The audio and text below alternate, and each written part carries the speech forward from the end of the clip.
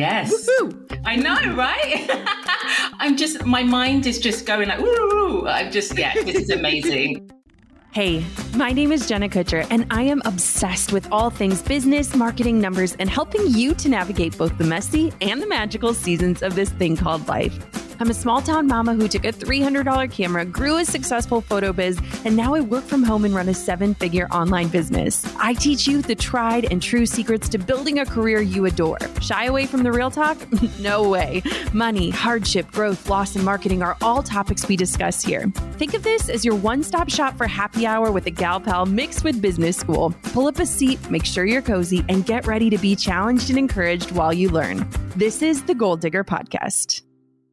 Alicia Harris is a holistic business growth strategist and wellness coach for female business owners who want to get clear on their business goals. She's passionate about helping entrepreneurs ditch the stress and the confusion and instead run their businesses from a place of ease and excitement. Doesn't that feel good?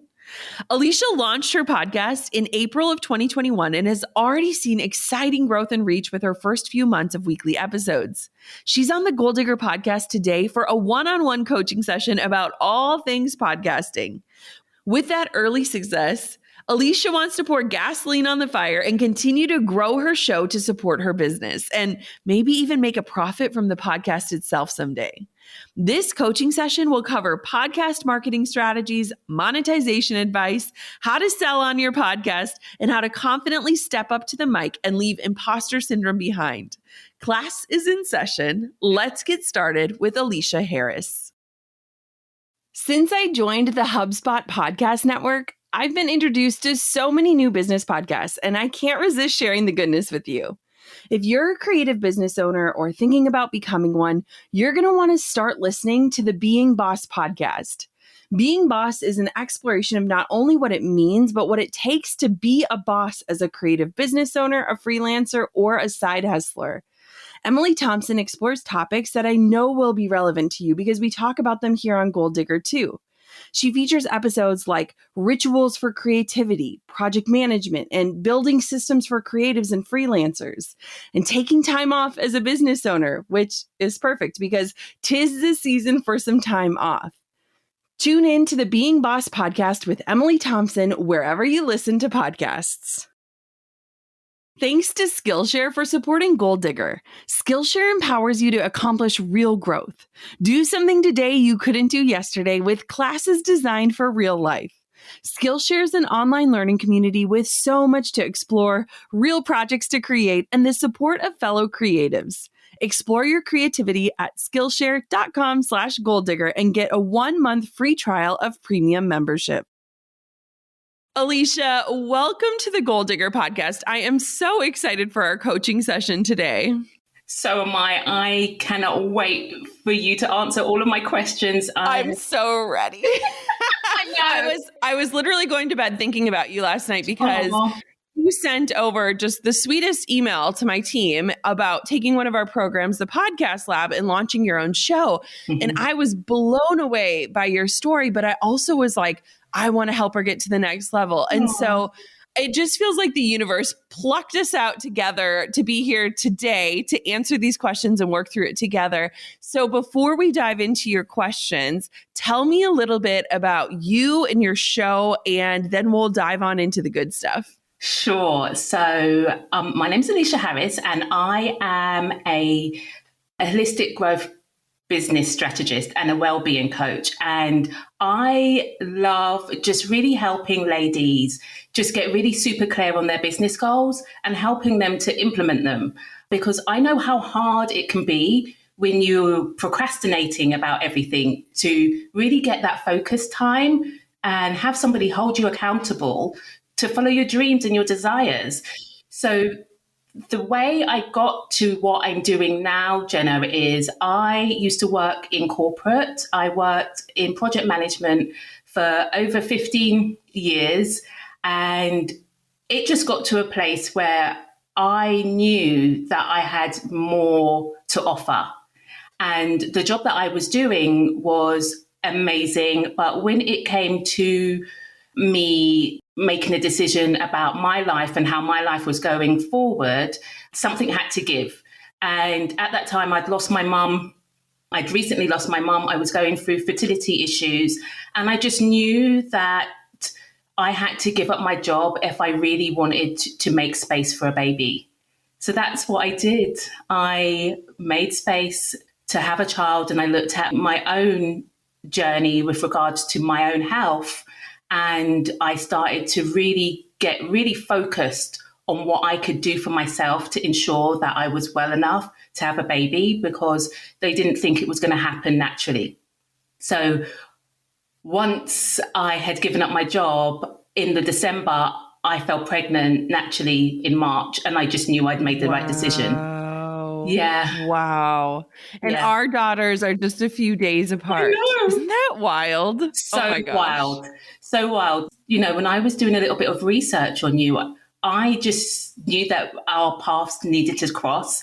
And the backstory about the email that I sent was, I was getting to a place where I just wanted to speak to somebody, Jenna, who would help me, you know, with some coaching and some mentoring, and maybe, you know, just give me ways that I could scale. And the day I sent the email, I was having a really bad day, and I just wanted to say thank you to somebody, and you came to mind. And so I sent you this email, and it wasn't a strategy. I didn't even expect to get a response.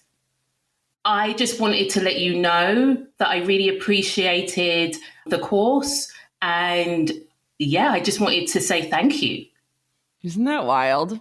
So wild. Well, we have a really cool little area for my team where we post emails like yours so that everyone can see them. Aww. And I was like, we got to get her on the podcast. We've got to get her on the podcast. And it was just, it's so divine. I love when things work out that way. And I don't know. I think that it's just beautiful that we get to do this together today. So you've got it. Okay, so let's dive into questions, because you have amazing questions. And I think that so many listeners who are either thinking about starting a podcast, or who are getting ready to launch, or who have launched a show, but it's not picking up steam, they're going to relate. And so let's dive in. I'm so excited.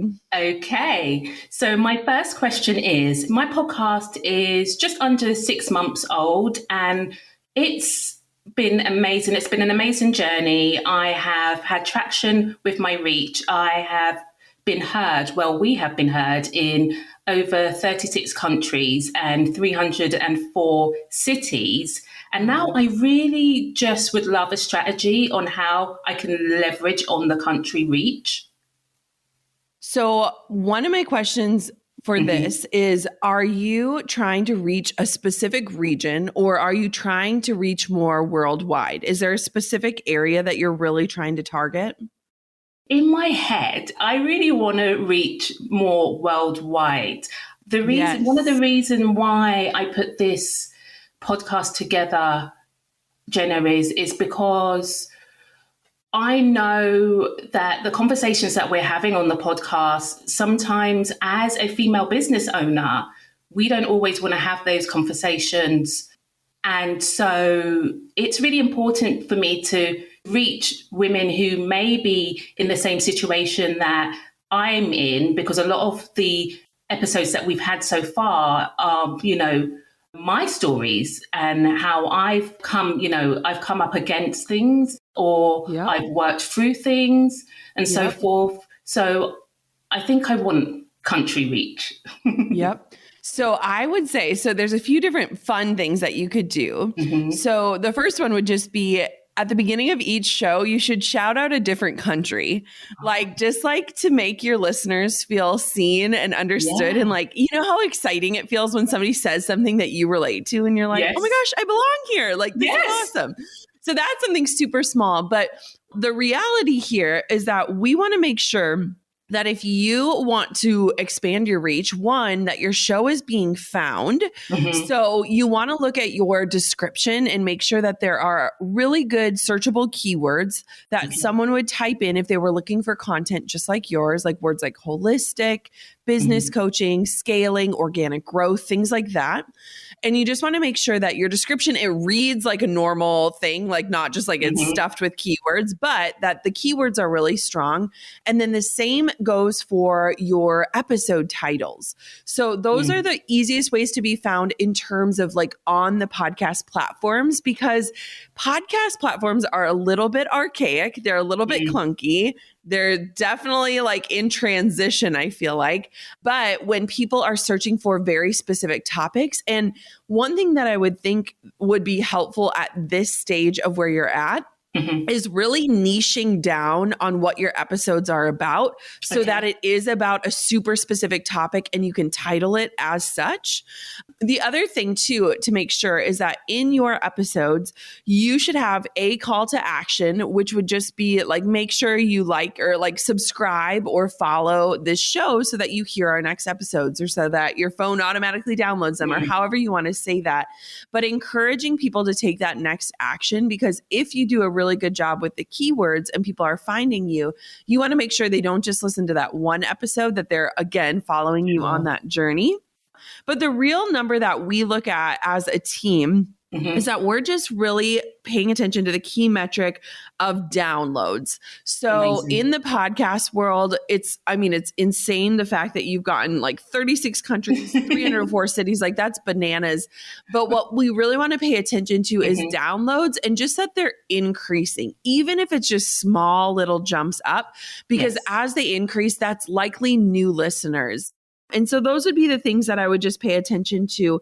And the biggest thing is just making sure that people can find you, and that you're not just doing a one and done strategy on your other platforms. So if you're using Instagram or Facebook or LinkedIn or anywhere else to promote your episodes, it's really easy. Like we even fall into this trap very often, and we'll catch ourselves where it's like we promote the show on the day that it launches, and then we're already on to the next one. And so finding like unique ways to, like on Fridays now, we recap Monday and Wednesday shows. In emails, we'll do like, here's a roundup of this month's podcast episodes. If you missed any of them, here's what we covered this month. And so just finding unique ways to kind of point people back to them, because a lot of times we're so busy, we're like, I totally want to listen to that. I'll listen to it later. And then we totally forget about it, right? Yes. Oh, I love that. That's what I would say. Oh, I love that, Jenna. All of those things are really easy things to implement. Yes. Wow. Like you've literally just blown my mind in the first 5 minutes. There we go. I was going to say, we're only 5 minutes in. Let's go, baby. But, you know, even just talking about downloads, like it really did. When I was looking at your stats and so forth, 53 million downloads, Jenna. That's bananas. How? I know. And how long did that take you to get to that? I mean, I'm looking at getting to my first 10,000. But 10,000's amazing. You know, so I was 100% really blessed because I already had a platform when I launched my podcast, right? It was not at all the size that it is today. It was maybe a fraction, 1/10 of it, but I already had that platform. And so for people that are growing a podcast while also growing their platforms, any downloads are so valuable. And the fact of like, when you think about like somebody is listening to your voice somewhere in the world, you are being invited into their life. Like what a gift that is. But you definitely just want to make sure that you're trending upwards, or at least staying consistent. And I think just those subtle little changes with keywords and searchability and like niching down on your topics, I think those will really help people to connect with the content, and then to make sure that they're subscribed, which is really what will help a ton with the numbers.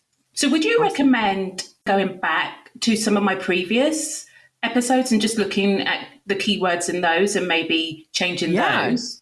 Okay. Yeah, absolutely. So it's pretty easy on the back end to change like titles and to change show descriptions.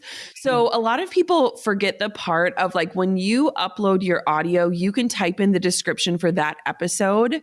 And a lot of people forget to have strong keywords in there as well.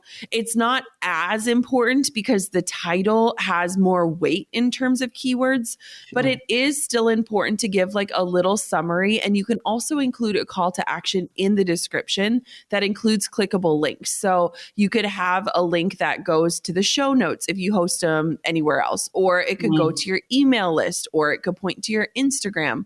So you could definitely be thoughtful. And what I would do is instead of trying to go back through 6 months of your library, maybe just take a look at what your top 5 or top 10 episodes have been in terms of downloads and start there. And then just be mindful moving forward. Yeah, I love that. Woo! Yes. Woohoo! I know, right? My mind is just going like, woo! This is amazing. I cannot believe that I'm sitting here. We're having this discussion. I feel so blessed. Thank you. Yes. So when it comes to monetizing your podcast, and I love the options that you gave in the course, and you mentioned, that if you were to do it again, you would go the affiliate route. Could we just talk about that from my perspective? Yes. So I have started to link in some of the affiliates of the companies that I really like. And I've just had my first sign up, which is amazing. Awesome. But would you also do freebies as well as call to actions in the same episodes as well? Okay. Yes, absolutely. So here's what I would do. So I would do one affiliate per episode, and you could just do, like this show is brought to you by, and then share about one of your favorite things. Talk about why you love it. It's also really good practice for down the road when hopefully brands would pay you to talk about them. So it does just help get comfortable with that. But it also, when you do affiliates, it really gives you that autonomy to talk about things in a way that you would. Whereas when you actually are getting paid to speak about things, a lot of times they have really clunky copy or really weird speaking points. And you're like, this isn't really how I would say it. And so absolutely. So I would do one affiliate, and then I would do one sort of call to action towards your email list. And those are two very separate things. And for a listener, they don't even put those in the same category, right? Okay. So the freebie is you adding an additional resource, an extra piece of value, an extra opportunity to connect. And the affiliate is just you recommending something. And you can even have fun with the language you use. And you could even, instead of making it feel like an ad, you could be like, today, I just want to share with you my one favorite thing for X, Y, or Z, and then talk about the thing for 20, 30 seconds, give the link of where they can find out more. But very different things, but both provide immense value. Yeah. And so do not be shy about that. And the other question that I think a lot of people ask is they're like, I don't have like 50 different freebies. Should I be creating a new freebie for every episode? Or like, what does that look like? And no. So what I would say for that is, Alicia, if you look at your show, what I would love for you to kind of define, and you probably, or maybe have already done this, is kind of like the main pillars or the main topics that you're going to cover. So like for our show, like we cover finance, we cover marketing, we cover social media, we cover work-life balance. And like we kind of have these like pillars. That's just like what we're known for. And so if you could create one freebie for each pillar, that way, when you are recording your episodes or when you're speaking about a different topic, even if it's not perfectly aligned, it's still going to be aligned enough to share about that opportunity to opt in, and start small and work big there. So I would just say like to have 3 to 5 freebies that you kind of rotate through, because people, again, need to hear about something multiple times before they actually take action. Yeah. That can really be beneficial. And I think you're very smart to be thinking about both of those options now while you're in that growth mode. Yeah, that's amazing, because even when you're talking me through that, I'm already thinking about the things that I could put together. So thank you. Yes. And a lot of the things you probably already have, like I think we overthink freebies, and it's like, it could be as simple as a checklist or a template or like something that you're already using in your own life that you could literally just tweak, and it can be so valuable. So don't overthink and don't overcomplicate. But I think too, it's like, people love that extra resource and that extra value. And so any opportunity that you can extend it, it's just an invitation. It's not at all a pitch. So we can't confuse ourselves to being like shy about it. Wow. Brilliant. Brilliant, brilliant, brilliant. This is going to be so good. I mean, as I said, it's those small little tweaks that I can put into place that are going to make such a big difference. I love it. Thank you. All right. So you might have heard me talk about CRM platforms in the past and wondered, what the heck does that acronym even mean? A CRM is a customer relationship management platform. It takes any customer interaction, like a sale from your website or clicking onto your weekly newsletter, and it transforms that data into valuable insights. Insights like, when do my customers shop? And do my emails really get opened more on a Monday? A HubSpot CRM platform is ready to help connect the dots between your business and your customers like never before. HubSpot is consistently working to make its products more connected than ever. Improved forecasting tools give you a bird's eye view of your entire pipeline to see what's around the corner. You can see how your quarter is going, inspect new deals, and use customizable data-driven reports to improve team performance as you grow. With custom behavioral events, you can get into the details of what makes your customers tick. You can track site behavior and understand your customers' buying habits all within the platform. Learn more about how a HubSpot CRM platform can help connect the dots of your business at hubspot.com. You deserve to explore your creative hobbies and your interests beyond what can earn a profit, beyond what feels like work. As an entrepreneur, we often neglect the learning and doing for fun side, but now more than ever, it's important to remind yourself that creating can be an important form of self-care. Skillshare's online learning community is a great place to explore your creativity. With so much to explore, real projects to create, and the support of fellow creatives, Skillshare empowers you to accomplish real growth. As a big fan of Jonathan Van Ness, I was so excited to see his class, The Ultimate Self-Care Playbook, Discover and Nurture Your Centered Self, taught by Jonathan himself. I'll be exploring that Skillshare class and others during my downtime when our newest edition arrives. An annual subscription is just $10 a month, but you can begin to explore your creativity at Skillshare.com/goaldigger and get a 1-month free trial of premium membership. That's 1 month of a premium membership at Skillshare.com/goaldigger. So talking about, kind of selling myself, I'm frightened to do that, Jenna. I love the advice that you gave about being your own PR person in one of your podcast episodes, but that frightens me. I get really shy about that, so I just wanted to know if you could give me a few strategies about doing that going forward as well.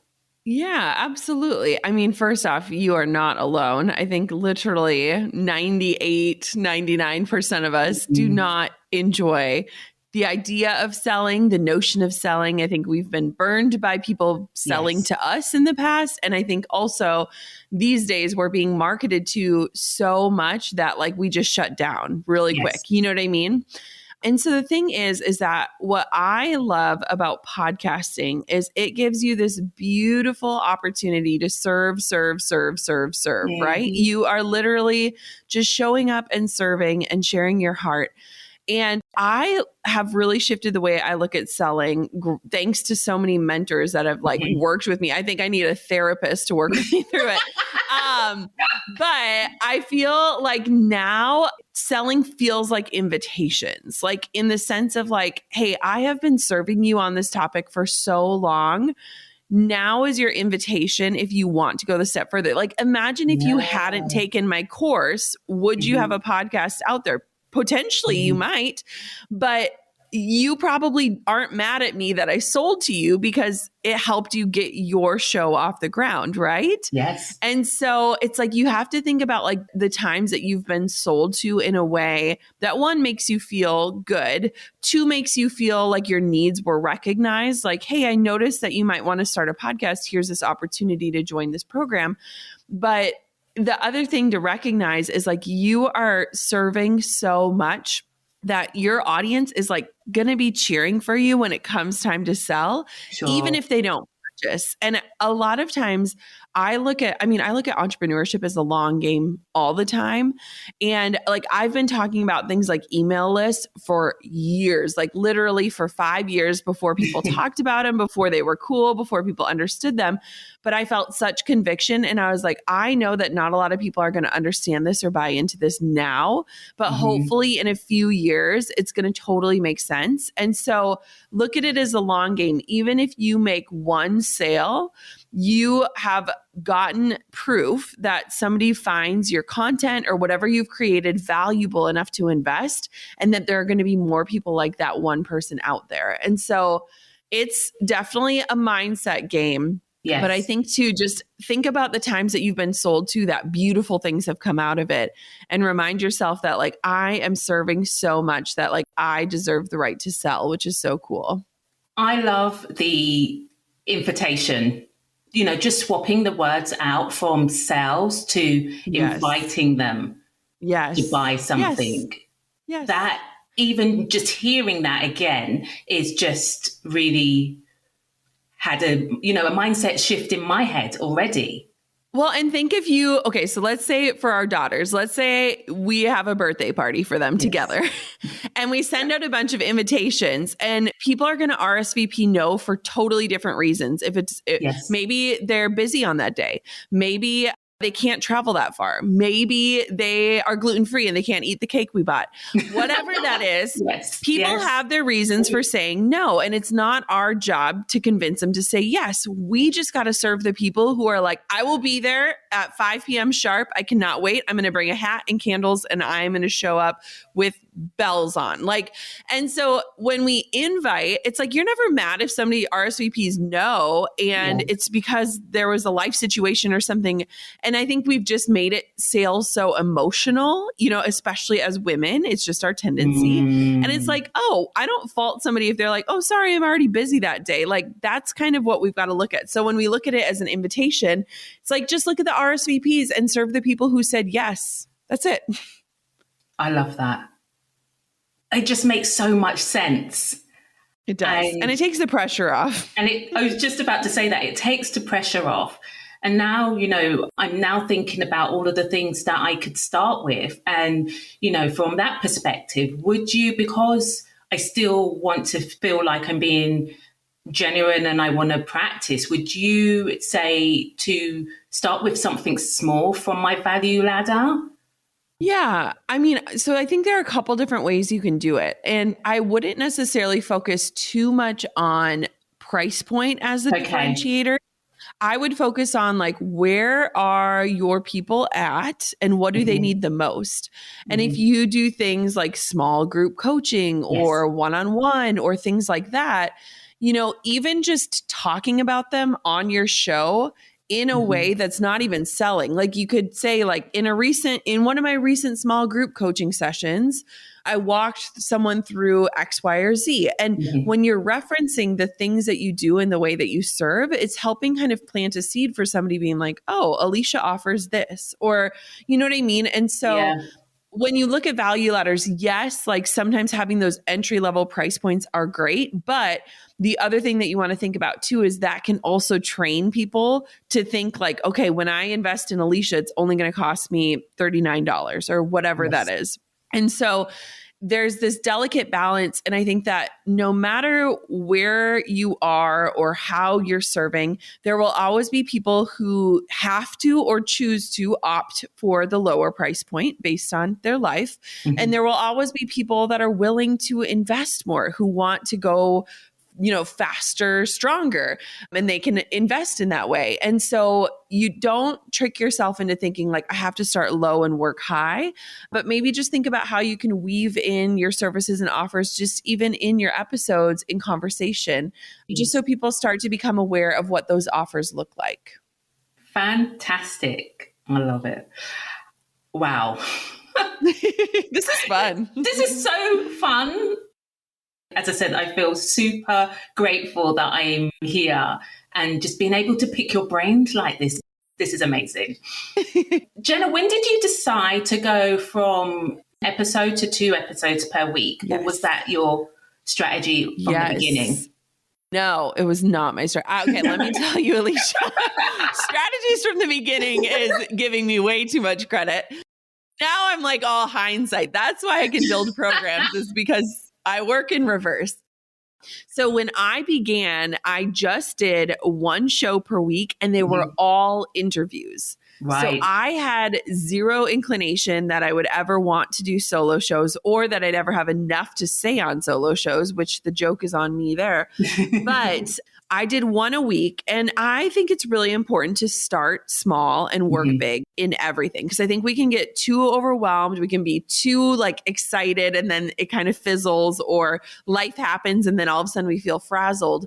And so I did 1 a week. And then I felt like I had gotten far enough ahead with 1 a week that I was like, and let me tell you this too. Yes. I was not a good interviewer at the beginning at all. I am still constantly working on being a good interviewer, because at the beginning I had this pride problem where I would be interviewing people and I was like, I know about this too. I want to talk about this. And it was like, no, Jenna, this is not about you. But in the beginning, I made it about me. Right. And that was when I recognized I need to do solo shows where I can share my perspective or my thoughts or my ideas. But I need to do a much better job of highlighting my guests and their expertise and making it an experience where they shine. And that took me a while to learn and to understand. And I'm not afraid to admit that. So what happens is, once I got far enough ahead with the 1 show a week, I was like, let's just experiment. And I was actually just talking to a friend about this because she does 1 episode a week. And I said, instead of saying that you're going to switch to 2 a week until the end of the days, just say, for the next 30 days, I'm going to try something out. I'm going to do bonus episodes once a week so that now you'll be getting 2 episodes a week. And I was like, take the pressure off of yourself of feeling like you need to make this change and then you have to follow through on it or it's a failure. So I was like, whether you commit to it for 30 days, 60 days, 90 days, you could say for the next quarter, we're going to do bonus episodes on Wednesday. And then if it works, you can be like, hey, this is just going to be the new format. We love it. If it doesn't work, you aren't failing. You're not letting anyone down. No one's going to think you messed up. So just grace upon grace there. And then in terms of the download numbers, so there is this threshold that I think happens. And for a while, I actually did 3 shows a week. So I introduced these, yes, I don't know what I was thinking. I introduced these Friday short episodes. They were 5 to 10 minutes long. The idea behind it was great, but the workload was just intense. And I was thinking, okay, I'm going to add another episode. I'm going to get all these more downloads. But here's what happened is people started getting behind on the show. And then they just stopped listening altogether because they felt so far behind. If you ever are watching a sitcom on TV and you miss 2 weeks in a row and you're like, all right, I'm too far gone. I can't go back. I don't have time to catch up. And you just let it go. And so you want to be really thoughtful that if you are going to increase the volume, that you kind of help facilitate that for your listeners so that their expectations shift and they don't get overwhelmed with the content. I think 2 a week is awesome. And I wouldn't go more than that just because my own listener habits, and I'm sure yours too as a busy mom, it takes me 3 days to listen to 1 podcast episode. I'm so glad you said that. Yes. I was texting one of my friends the other day. He did this episode that I requested. He's a financial guy. And I was like, can you do an episode about how you would invest as a parent into children? And he texted me. He's like, I recorded this for you. He was following up. And I was like, I'm 10 minutes in. And then I was like, I'm 30 minutes in. And then it was a week later, I'm like, I'm almost done. And I'm like, so you don't want to like overwhelm your listeners. So just being mindful about like, what are your own listener habits? Because a lot of times your Yes. listeners follow your habits. But I think from going from 1 to 2, you definitely see an increase in downloads, but you Okay. definitely also want to help your listeners understand that shift and like encourage them to stick around for it, if that makes sense. Yeah, that makes a lot of sense. And I think also from just all of the work you said, you know, the back end work, Yes. I think it would probably be best for me to stick to one for now. Yes, And absolutely. and just start. And I think there's nothing, I think that's Mhm. the most beautiful way to do that. And then if you notice yourself getting way far ahead, then be like, hey, maybe I'll just do a bonus one and see how that goes and see if that Yes. changes anything, you know? Oh, I like the bonus idea. Yes, I love it. Yes. And then that way you're not trapping yourself into a new structure that might not work for you. Yes. Wow. Wow. Amazing. Amazing. So just one more question. I think have we got time for one more? Absolutely. So with regards to the impact of your podcast growth, did that indicate when you needed to up level your coaching support? I mean, when you talk about your friends list, like I know who's on those friends lists, and I'm like, wow. Yes. Yes. So it's interesting because when I started my podcast, I had no idea and no inclination that like my podcast would kind of become the thing for me, if that makes sense. Yes. And, you know, looking back, I think I'm like 4 years in. So it definitely was not overnight by any means, but it's wild because now when I look at, you know, within my friend group and things, like people do come to me a lot with podcasting questions. And I'm like, this is so weird because I still feel like the person sitting in her car in her garage with her iPhone headphones trying to hit record. But I think what's so cool about podcasting and what I personally love about it so much is that there isn't this like cutthroat competition around it. We all, as listeners, listen to many different shows. We listen to true crime, we listen to inspirational, we listen to health, we listen to, you know. And so I think it's one of those situations in business and in life where it's really easy to cheer other people on without feeling like, you know, their win is my loss. It's just not that type of place. And I think the more the merrier, because as listeners, we need different things at different times. And so I think that's beautiful. When it comes to having just like support and coaching, I think the biggest thing that I can recommend, and you're already doing it by putting yourself into groups and situations and coaching opportunities, is just being around people who just believe in showing up and in doing the work.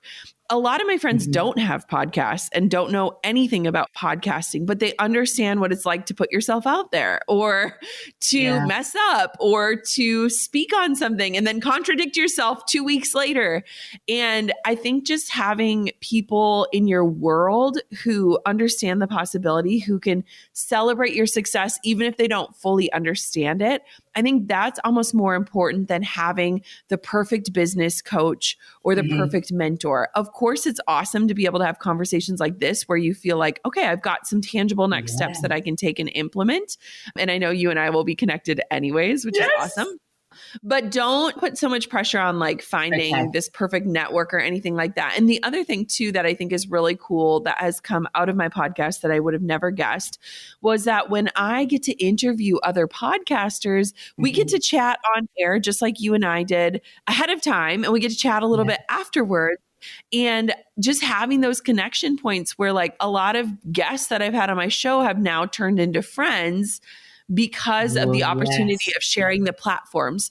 So if there are people that you want to get in your sphere of influence, you know, pitch them to come on your show, tell them why it's valuable for them, tell them what you respect about them, what you want to learn from them, whatever that is. And even if you get a few no's, connecting with a few other people who just get it can totally transform feeling like you're, you know, out in the world alone versus feeling like you have a coworker or someone that understands what you do.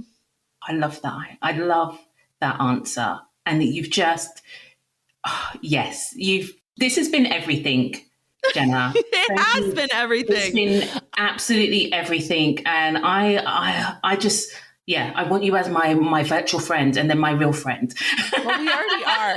We already are. I mean, we cross paths in so many ways. The universe was like, you two are stuck together. Yeah, exactly. I love that. It just all of this information I know is going to be so super helpful for myself, but as you said, for the listeners as well.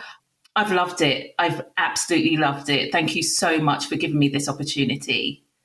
Alicia, where can everybody find you and listen to your show and check you out and watch you grow? Give us all of the places so that our audience can support you and cheer you on in your journey.